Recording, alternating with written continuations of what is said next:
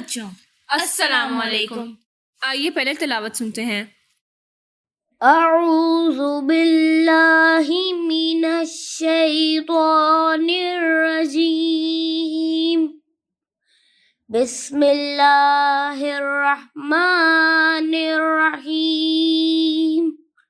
मैं शैतान मरदूद से अल्लाह की पनाह मांगता हूँ। शुरू करता हूँ अल्लाह के नाम से जो बड़ा मेहरबान निहायत रहम वाला है। व अतीउल्लाह वर्रसूल लअल्लकुम तुरहमून। और खुदा और उसके रसूल की अताअत करो ताकि तुम पर रहमत की जाए। सदक़ल्लाहुल अज़ीम। जज़ाकल्लाह। मुअल्लिम प्रोग्राम में हादिया और नबीहा की तरफ से खुशामदीद। सबसे पहले आज की अच्छी बात, हमारे प्यारे नबी हज़रत मोहम्मद मुस्तफ़ा सल्लल्लाहु अलैहि वसल्लम ने फरमाया, मोमिनों में से सबसे ज़्यादा कामिल ईमान वाले वो हैं जो इखलाक में सबसे अच्छे हैं। हुस्न इखलाक का क्या मतलब है? इसका मतलब है अच्छे इखलाक वाला। इखलाक का मतलब होता है आपका दूसरों के साथ बिहेवियर और सलूक, आपके मैनर्स और आपके एटिकेट्स। तो फिर अच्छे अखलाक का मतलब हुआ कि हम दूसरों के साथ अच्छा सलूक करें, गरीबों की मदद करें, अपने वालिदैन, रिश्तेदार और असातिज़ा का अदब व एहतराम करें, उनका कहना मानें, उनकी इज़्ज़त करें, अपने बड़ों को सलाम करने में पहल करें और नरम लहजे में बात करें। हमें अपने पड़ोसियों और रिश्तेदारों का भी ख्याल रखना चाहिए। वो कैसे हादिया? अगर कोई बीमार है तो उसकी इयादत करें और अगर मुमकिन हो तो उनकी हेल्प कर दें किसी काम में। पड़ोसियों की ज़रूरत का ख्याल रखें। इसके साथ साथ अपने से छोटों के साथ प्यार से बात करें। अपने घर में पाले हुए जानवरों और परिंदों के साथ भी नरम सलूक रखें। उन पर जुल्म ना करें, उनको वक्त पर खाना दें और उनका ख्याल रखें। अपने बहन भाइयों और दोस्तों के साथ लड़ाई झगड़ा ना करें। अगर कोई इख्तलाफ हो जाए तो प्यार से सुलझा लें और जल्द अज जल्द सुलह कर लें। लड़ाई या नाराज़गी को लंबा ना करें। एक और बात नबीहा, हमें चाहिए कि हम हर काम सब्र तहम्मुल से करें, जल्दी जल्दी ना करें, क्योंकि जल्दी जल्दी में काम ख़राब होते हैं। जैसे कि अगर हम स्कूल में लाइन बनाकर खड़े हैं तो आराम से सब्र के साथ खड़े रहें, क्योंकि अगर जल्दी दिखाएंगे तो दखम बहल होगी और चोट भी लग सकती है। हमें चाहिए कि जब भी किसी के साथ वादा करें तो उसे पूरा करें। कभी भी चीज़ के लिए कोई लालच ना करें। हर चीज़ को हासिल करने के लिए जिद ना करें और झूठ से तो दूर ही रहें। हमें हमेशा सच बोलना चाहिए और लालच तो वैसे ही बुरी बला है। हादिया, हमें एक और बात का ख्याल रखना चाहिए कि जब हम किसी के घर जाएं तो वहाँ तमीज़ से बैठें, भाग दौड़ और शोर शराबा ना करें और ऐसा कोई काम जिससे उनका नुकसान होने का ख़तरा हो उससे परहेज़ करें। जब हम किसी महफिल में जाएं तो सलाम करके खामोशी से एक जगह पर बैठ जाएं और हमें किसी का मजाक उड़ाने से भी बचना चाहिए। नबीहा, अगर हम एटिकेट्स की बात करें तो खाना खाते वक्त बिस्मिल्लाहिर्रहमानिर्रहीम पढ़कर सीधे हाथ से अपने सामने से खाना चाहिए और फिर खाना ख़त्म होने के बाद अल्हम्दुलिल्लाह भी कहना चाहिए और पानी को 3 सांसों में पीना चाहिए। रात को सोने लगे तो दाएं हाथ पर करवट लेकर सोने की दुआएं पढ़कर सोना चाहिए। वाह हादिया, ये कितनी छोटी छोटी सी बातें हैं जिनको हम डेली रूटीन में अपनाकर अच्छे बच्चे बन सकते हैं। चलें, आज से हम सब कोशिश करेंगे कि इन आदतों को अपनाएं। ये तो सारी वो बातें हो गईं जो हम पिछली 30 एपिसोड्स में सीखते आ रहे हैं और आज हम अपना लास्ट एपिसोड प्रेजेंट कर रहे हैं। तो चलें, इसी के साथ हम सुनते हैं आज का आखिरी मैथ्स का कॉम्पोनेंट जो है 1 2 3 मैथमेटिक्स की मशीन।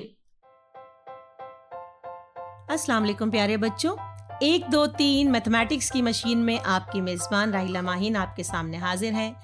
आज देखते हैं आज की मशीन से मैथ का कौन सा कॉन्सेप्ट बाहर आएगा। आपको यकीनन मालूम होगा कि किसी चीज़ की लंबाई को मेजर करने के मुख्तलिफ यूनिट्स इस्तेमाल होते हैं, जैसे मीटर, सेंटीमीटर, यार्ड, इंच वगैरह वगैरह। ये सब डिपेंड करता है कि हम कितनी लंबी चीज़ को मेजर कर रहे हैं। जब हम डिस्टेंस की बात करते हैं यानी कि फासले की, तो हम इन यूनिट्स की हेल्प नहीं ले सकते क्योंकि डिस्टेंस एक लंबे रास्ते को कहते हैं। अगर हम मीटर स्टिक्स की मदद लें, मीटर स्टिक जो आपने शायद कपड़े वाले जो कपड़ा बेचते हैं ना उनके पास देखी होगी, तो अगर हम वो स्टिक ले लें और एक के बाद एक स्टिक लगाते चले जाएं और 1000 स्टिक्स हो जाएं तो वो बन जाएगा 1 किलोमीटर। जैसे कि अगर आप अपने घर से स्कूल तक का फासला देखना चाहें और अगर वो 1 किलोमीटर है तो उसके अंदर 1000 स्टिक्स आएंगी, यानी कि 1000 मीटर होंगे। ठीक है। अच्छा, अब 1000 मीटर की स्टिक्स तो हम नहीं ला सकते, लेकिन आपको मैं सिर्फ एक तस्वुर देना चाह रही हूँ। इमेजिन कर सकते हैं कि आपका स्कूल कितना दूर है। ठीक है। अच्छा, 1 किलोमीटर में 1000 मीटर होते हैं। किलोमीटर जो है वो डिस्टेंस का स्टैंडर्ड यूनिट है। अगर हम पाकिस्तान के शहर गिलगित की बात करें तो यहाँ पर एक मशहूर झील है जिसका नाम है अताबाद लेक। क्या आपने इस झील में बोटिंग की है? वाकई की है। तो आपको ये भी पता होगा कि ये झील कितनी लंबी है। नहीं पता? चले मैं आपको बताती हूँ। चूंकि इसकी लंबाई बहुत ज़्यादा है, 1000 मीटर से ज़्यादा है, तो हम इसे किलोमीटर में मेजर करते हैं और ये कुल 21 किलोमीटर है। जी, 21 किलोमीटर। और इसकी गहराई 109 मीटर्स है, यानी कि गहराई 109 मीटर है और ये मीटर में है। ठीक है ना। किलोमीटर में कब होती है कोई चीज़? जब चीज़ 1000 या इससे ज़्यादा हो तो वो किलोमीटर होगा। तो गहराई मीटर में और लंबाई किलोमीटर में। अच्छा, अब ये बताएं, ये असल में कौन सा दरिया है जो अताबाद लेक में आ रहा है? जी, ये है हुंजा रिवर। सुना है आपने हुंजा का नाम? जी, अरे वाह, आप लोग हुंजा वैली गए हैं? वाकई गिलगित और हुंजा पाकिस्तान के बहुत खूबसूरत शहर हैं।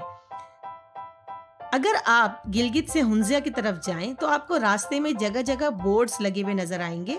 इन बोर्ड्स को गौर से पढ़ा करें। ये हमें बताते हैं कि हमारी मंजिल हमसे कितनी दूर है। जैसे अगर आप हुंजा जाएं तो गिलगित से वो कुल 102.5 किलोमीटर दूर है।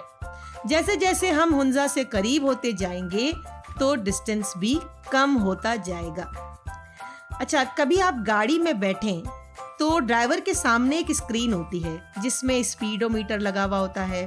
उसके ऊपर एक छोटी सी स्क्रीन होती है जिसमें डिस्टेंस लिखा हुआ होता है कि गाड़ी ने कितना डिस्टेंस तय कर लिया है। आमतौर पर जो लोग गाड़ियां खरीदते हैं ना, वो लोग ये चेक करते हैं कि गाड़ी कितने किलोमीटर चल चुकी है। जी, उससे पता चलता है कि गाड़ी कितनी नई है या कितनी पुरानी है। अगर आप देखना चाहें कि आप जहां जा रहे हैं वो जगह कितनी दूर है तो आप उसी जगह के डिस्टेंस से मालूम कर सकते हैं। तो हम एक काम करते हैं, अब हम कुछ डिस्टेंस के सवालात हल करते हैं। मारिया का स्कूल घर से 2 किलोमीटर दूर है। वहां से मारिया लाइब्रेरी जाती है जो कि 1 किलोमीटर दूर है। तो मारिया ने घर से लाइब्रेरी तक कितने किलोमीटर सफर किया? दोबारा बोलूं मैं। मारिया का स्कूल घर से 2 किलोमीटर दूर है। वहां से मारिया लाइब्रेरी गई जो कि 1 किलोमीटर दूर है। मारिया ने घर से लाइब्रेरी तक कुल कितने किलोमीटर सफर किया? जी, बहुत आसान है। 2 किलोमीटर में आपने 1 किलोमीटर को ऐड कर दिया तो जवाब आ गया 3 किलोमीटर। अब जरा ये बताएं कि 3 किलोमीटर्स में कितने मीटर्स होंगे? 1 किलोमीटर में कितने मीटर होते हैं? 1000। तो 3 किलोमीटर में कितने हो गए?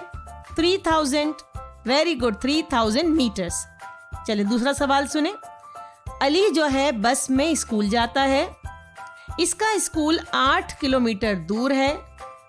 अली स्कूल आने और जाने में कितने किलोमीटर सफर करता है? अली बस में स्कूल जाता है, इसका स्कूल 8 किलोमीटर दूर है। अली स्कूल आने और जाने में कितने किलोमीटर तय करता है? तो 8 किलोमीटर जाने के लिए, 8 किलोमीटर आने के लिए, तो ये कुल कितने किलोमीटर्स हो गए?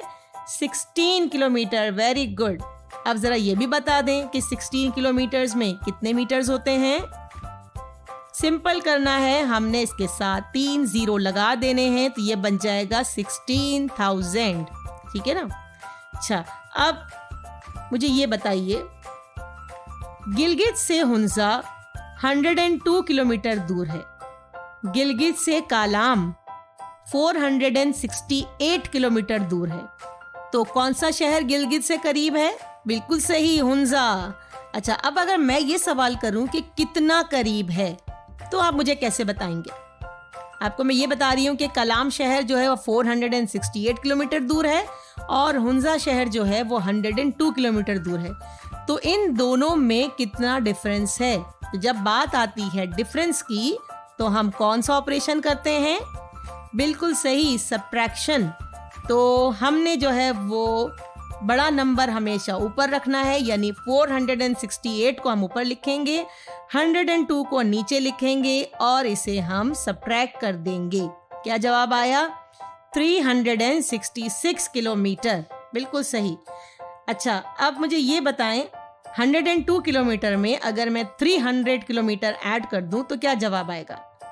जी, क्योंकि एडिशन करना है, आपने सिंपल इन दोनों किलोमीटर्स को ऐड कर दिया, आपका जवाब आ गया 402 किलोमीटर। बिल्कुल सही। अच्छा, गिलगित से हुंजा 102 किलोमीटर दूर है। 35 किलोमीटर गाड़ी चली है और उसके बाद गाड़ी में पेट्रोल डलवाना पड़ा। अब मुझे बताइए हुंजा कितना दूर है? दोबारा बोलती हूँ मैं, गिलगित से हुंजा 102 किलोमीटर दूर है। 35 किलोमीटर के बाद गाड़ी में पेट्रोल डलवाना पड़ा। अब हुंजा शहर कितना दूर है? जी, क्या कैसे बताइएगा?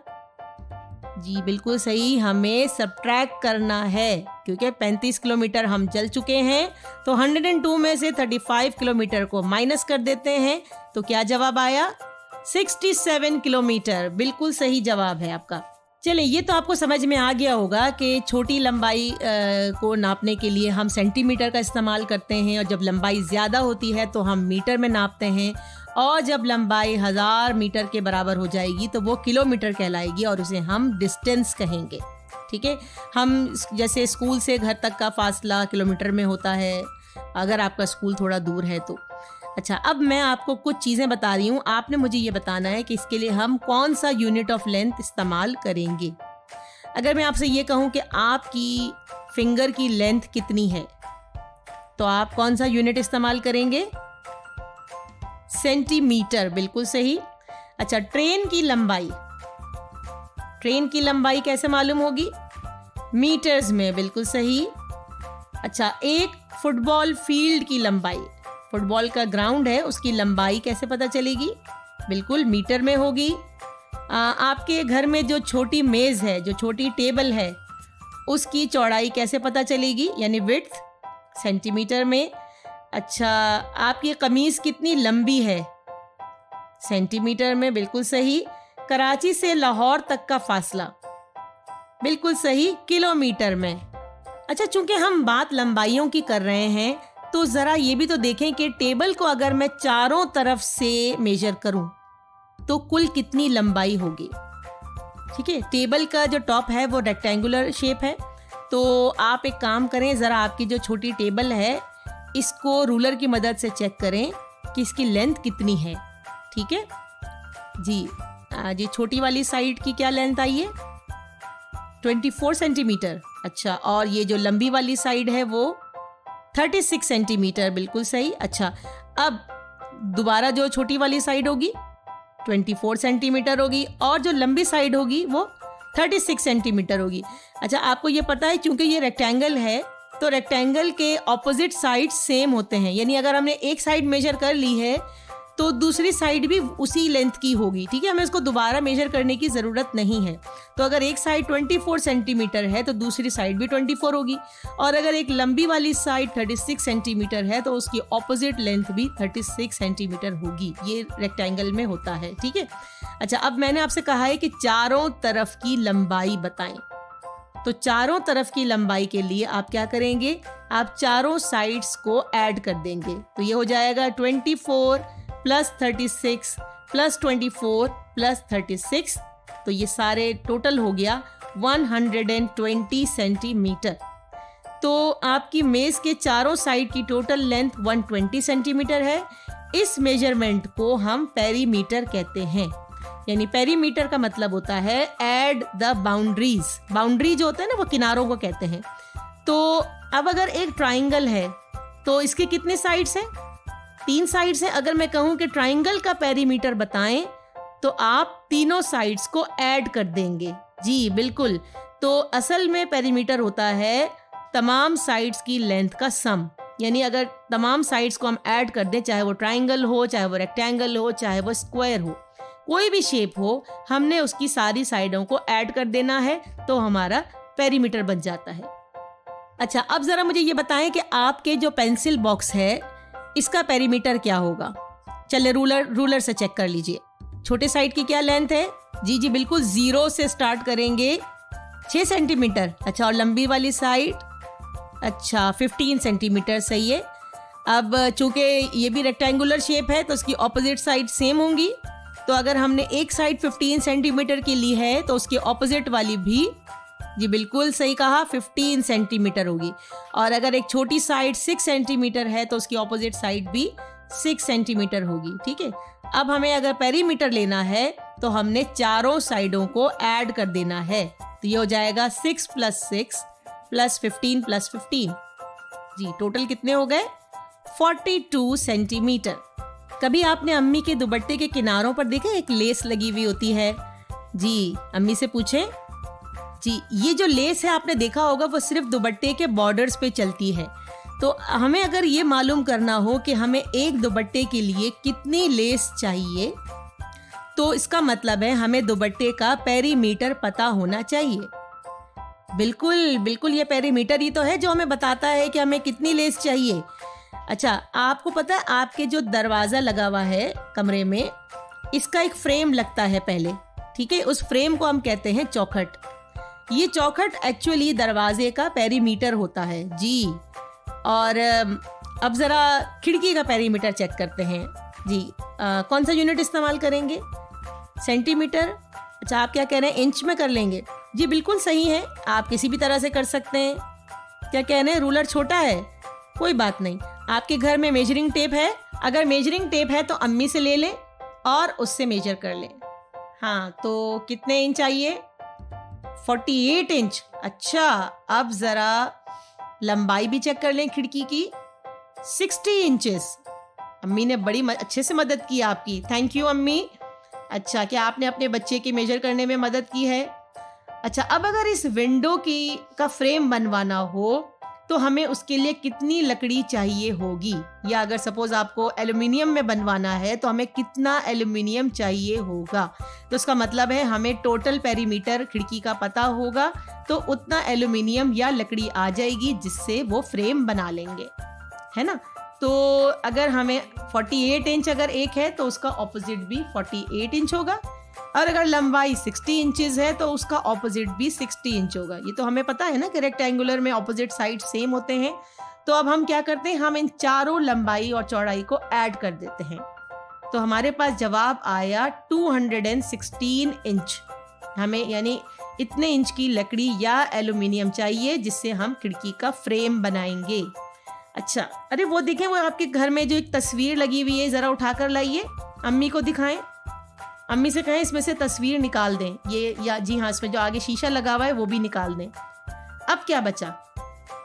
जी, अब आपके पास सिर्फ 4 साइड्स बची हैं, बीच बिल्कुल खाली है ना, बीच की जगह खाली है जहाँ तस्वीर होती है या शीशा होता है। अब ये जो 4 साइडें हैं ना, ये एक्चुअली पेरीमीटर आपको दिखा रही हैं।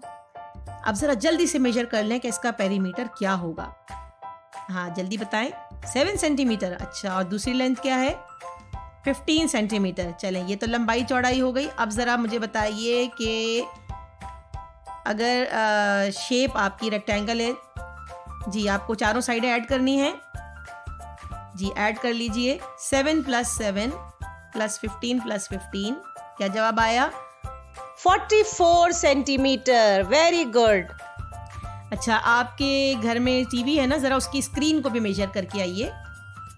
जी, क्या जवाब आया आपका? 21 + 21 + 15 + 15। जी, क्या जवाब आया? 72 सेंटीमीटर। बिल्कुल सही। अच्छा, स्क्वायर का पेरीमीटर क्या होगा? अगर एक स्क्वायर शेप है और उसकी एक साइड 3 सेंटीमीटर है तो उसका पेरीमीटर क्या होगा?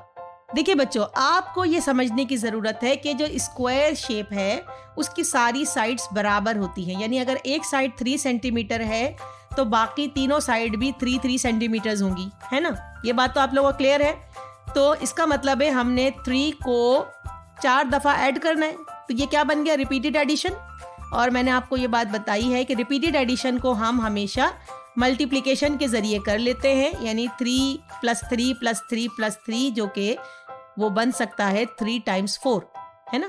तो ये बन जाएगा 12 सेंटीमीटर। आप चाहे आप ऐड करके करें स्क्वायर को या आप मल्टीप्लाई कर लें डायरेक्ट 4 से, तो भी आपका जवाब सही आएगा। अगर स्क्वायर है, इसकी एक साइड 5 सेंटीमीटर है, तो उसका पेरीमीटर क्या होगा जी? 5 × 4 20, क्योंकि स्क्वायर में हमें 5 5 10, फिर 10 में 5 ऐड करें 15, फिर 15 में 5 ऐड करें 20। आप डायरेक्ट 5 × 4 कर सकते हैं, क्योंकि आपको पता है कि ये स्क्वायर शेप है और इसकी सारी साइड्स बराबर होती हैं। अच्छा, एक है ट्राइंगल, ठीक है। ट्राइंगल की हर साइड है 6 सेंटीमीटर, ठीक है। हर साइड 6 सेंटीमीटर है, तो उसका पेरीमीटर क्या होगा? अब चूंकि एक ट्राइंगल की 3 साइड्स होती हैं और हर साइड सेम है, तो आप यहाँ पर भी 6 × 3 कर सकते हैं, या 6 + 6 + 6 या 6 × 3। क्या जवाब आया? 18। तो ये हो गया 18 सेंटीमीटर, बिल्कुल सही। तो हम किसी भी चीज़ का पेरीमीटर ले सकते हैं, क्योंकि हमें पेरीमीटर में सिर्फ बाउंड्री को ऐड करना होता है, ठीक है। तो जितनी भी बाउंड्रीज होंगी, जितनी भी साइड्स होंगी, उन सब की लेंथ को ऐड कर दें, यानी कि ऐड ऑल द साइड, तो आप पेरीमीटर ले सकते हैं जी। तो आपने आज डिस्टेंस और पेरीमीटर के बारे में पढ़ा।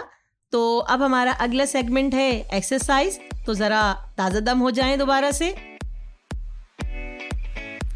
हाँ बच्चे, तो आप लोग एक्सरसाइज के लिए तैयार हैं जी। तो सबसे पहले वार्म अप एक्सरसाइज करते हैं। पंजों के बल उछलेंगे जी। मैं काउंटिंग कर रही हूँ, काउंटिंग इन 2s, 2 4 6 8 10 12 14 16 18 20 18 16 14 12 10 8 6 4 2 एंड 0। बिल्कुल अपनी जगह पे खड़े हो जाइए, आंखें बंद कर लीजिए। सांस फूल गया ना आप लोगों का जी। तो हम ब्रीदिंग एक्सरसाइज करते हैं। नाक से सांस खींचेंगे और मुंह से निकाल देंगे, ठीक है। तो ज़रा नाक से सांस लीजिए, 2 सेकेंड होल्ड करें, अब मुंह से निकाल दीजिए। एक दफ़ा और नाक से सांस लीजिए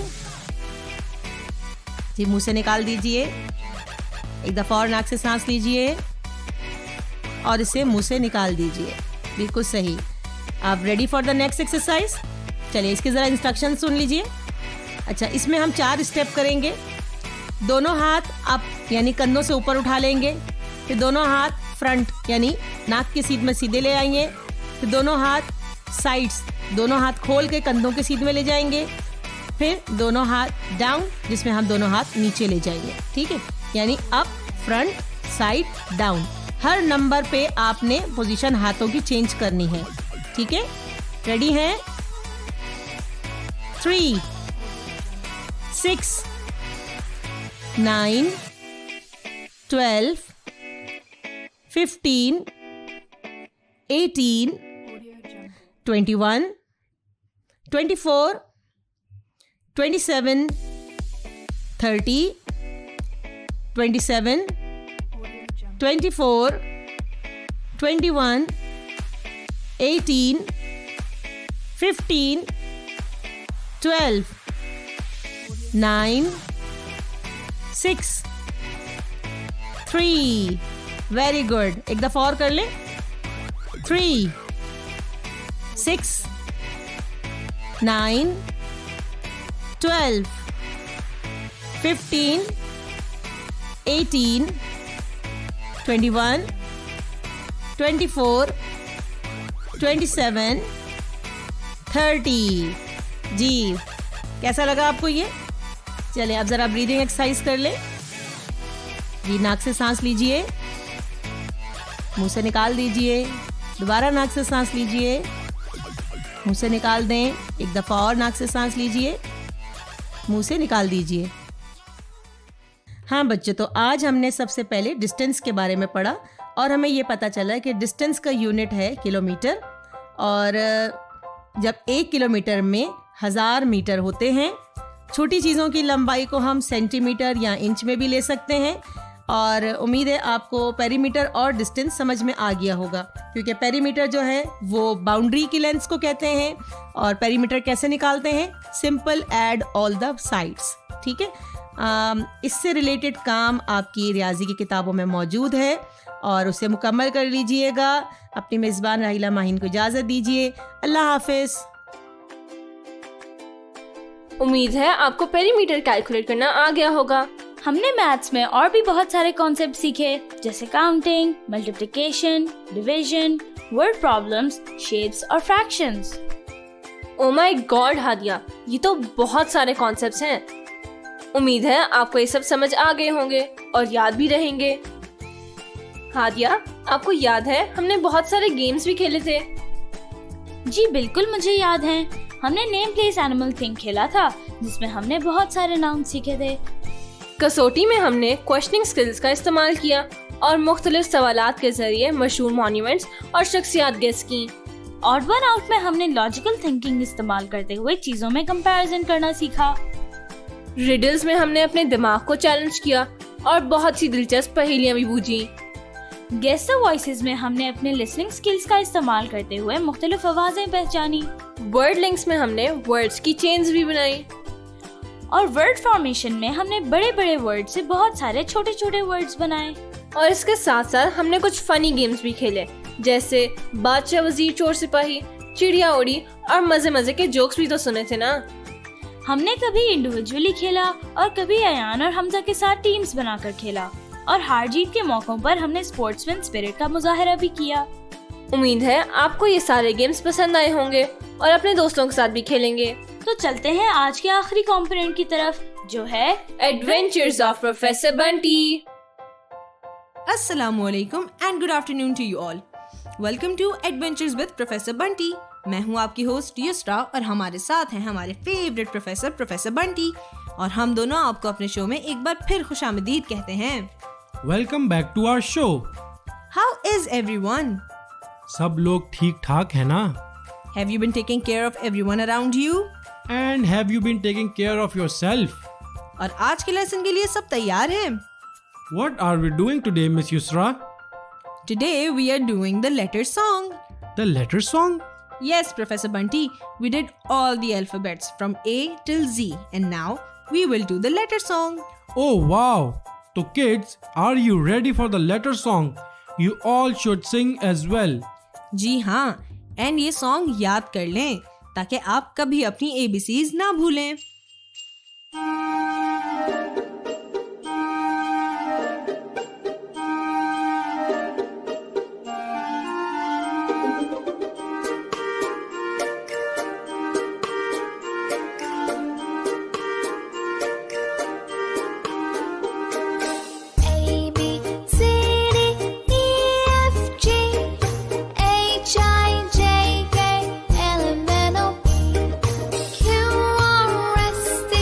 You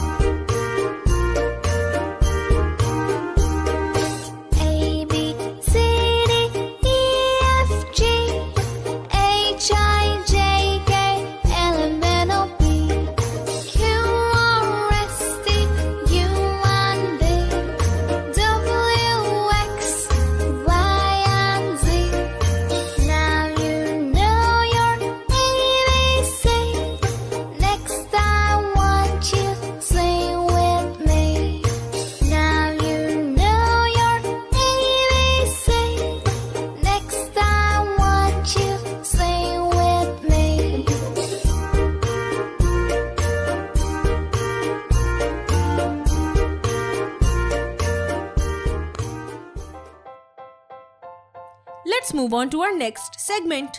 मिस युसरा, आज बच्चे क्या सीखेंगे? प्रोफेसर बंटी, आज बच्चे सीखेंगे about the use of and और but. ओह, आज हम कंजंक्शन वर्ड्स करेंगे। जी हाँ, do you know what conjunctions are? Conjunctions are connecting words. Conjunctions are connecting words that connect ideas, words or statement. Conjunctions की एग्जाम्पल है and और but.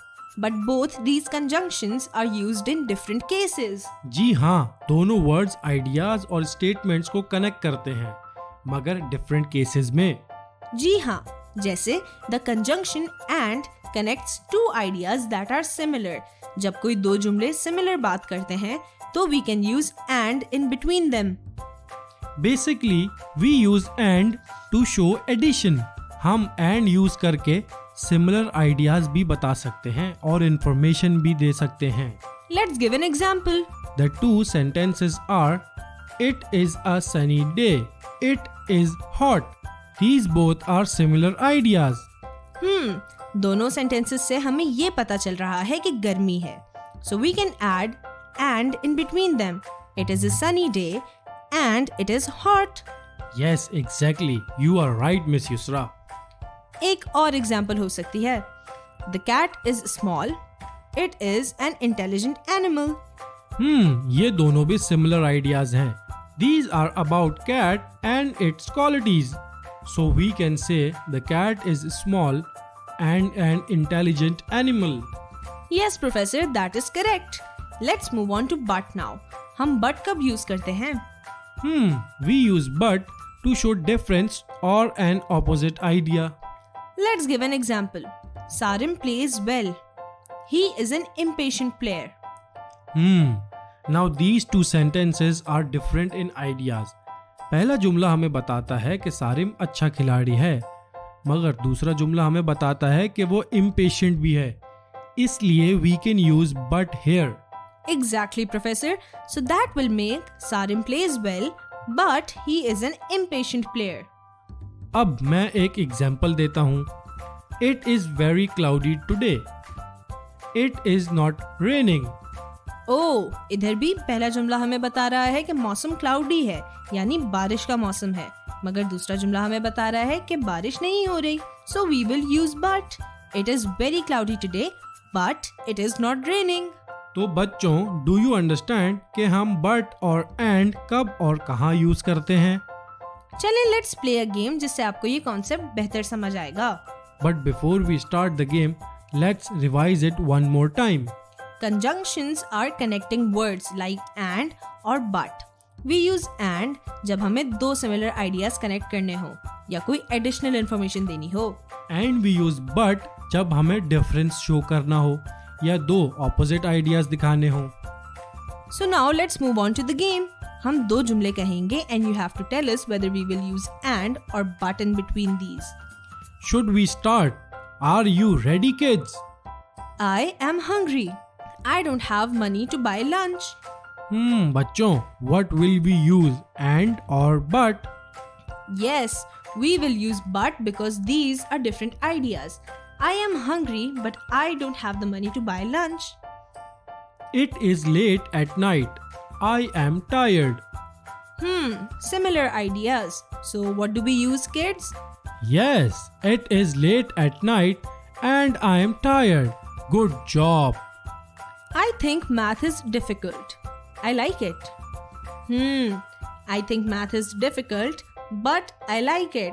Exactly, because of opposite ideas. Islamabad is a city. It is the capital of Pakistan. Yes, Islamabad is a city and it is the capital of Pakistan. Whales are big. They live in the ocean. Whales are big and they live in the ocean. Yes, because yahan we gave additional information. I want to go to the beach. It is raining. जी हाँ, opposite ideas हैं. So we will say I want to go to the beach, but it is raining. I hope अब सब बच्चों को conjunctions का concept ठीक से समझ आ गया हो. Yes, this was fun. Let's move on to our next segment. We are back with daily conversations. Miss Yusra, what daily conversation are we going to do today? आज हम सुनेंगे conversation between two friends on cricket. Oh, cricket तो मेरा favorite sports है. Who is your favorite player? I have many. I cannot choose one. That is true. चले, let's listen to this conversation. Hello Sarah, how are you? I am fine. And what about you? I am also quite fine. Did you enjoy the cricket match yesterday between Pakistan and New Zealand? Certainly, it was the first time that Pakistan defeated New Zealand. I am very happy that I enjoyed the match in the stadium. What do you think about the performance of players? I was deeply impressed to see the performance of the two teams, particularly the team of Pakistan. Yes, it was great surprise that Pakistan beat the ex-world champion New Zealand. Exactly. You know, New Zealand is one of the well-known teams in cricket world, and it is very interesting that they were defeated by us. Yes, but it is true that the fielding of Pakistani players was excellent. They fielded like a top-class team. Certainly, and it was another reason that the New Zealand team failed to get a high score. You are right. I think Pakistan will shine more in the next matches and will bring good name and fame for the country. Certainly. Yes, indeed. Thank you very much and let us wait for the next match. You are most welcome. Goodbye and see you again. This was a normal conversation and it was interesting. Indeed. अब बारी आ गई है word of the day की, लेकिन आज हम एक word नहीं करेंगे. फिर miss Yusra? Today we will learn about the 5 magic words. 5 magic words? ये क्या होते हैं? The 5 magic words are the words everyone should use to be a better person. That is interesting. Please tell us the 5 magic words. The 5 magic words are please, sorry, thank you, excuse me and may I. Oh, the good manner words. जी हाँ, kids, do you know हम कौन सा word कब use करते हैं? When do we use the word please? हम please कहते हैं जब हमें किसी की मदद चाहिए होती है. Please can you help me with my homework? This is a polite way of asking for help. And the magic of this word is that लोग आपकी मदद भी करेंगे because आप request कर रहे हैं. We use sorry जब हमसे कोई गलती हो जाए. किसी से sorry बोलने से कोई छोटा नहीं हो जाता. And you need to be strong to apologize for your mistake. And the magic of the word sorry is that it brings forgiveness and peace of mind. We use thank you to appreciate when someone does something for you. लोगों को उनकी छोटी छोटी बातों पे appreciate करना चाहिए. And if you thank people for the little things that they do for you, they will try to do more for you. जब कोई आपको appreciate करता है, आपका दिल भी चाहता है कि आप और भी बेहतर हों. The magic of this word is that the person realizes their value to you. We use excuse me when we need to tell people something. जब आप मार्केट में होते हैं या किसी रश वाली जगह पे होते हैं and you need to move forward, saying excuse me tells the person in front of you कि आपको आगे जाने के लिए जगह चाहिए. Similarly, अगर आप महफिल में बैठे हैं और आपको जाना है, saying excuse me will tell people that you are leaving. The magic of this word is that इसके बाद you can politely leave and no one will argue with you. We use may I जब हमें किसी चीज की permission चाहिए होती है. May I go get some biscuits from the shop? ये एक अच्छी आदत है to ask for permission. बिल्कुल. This reminds me of a story.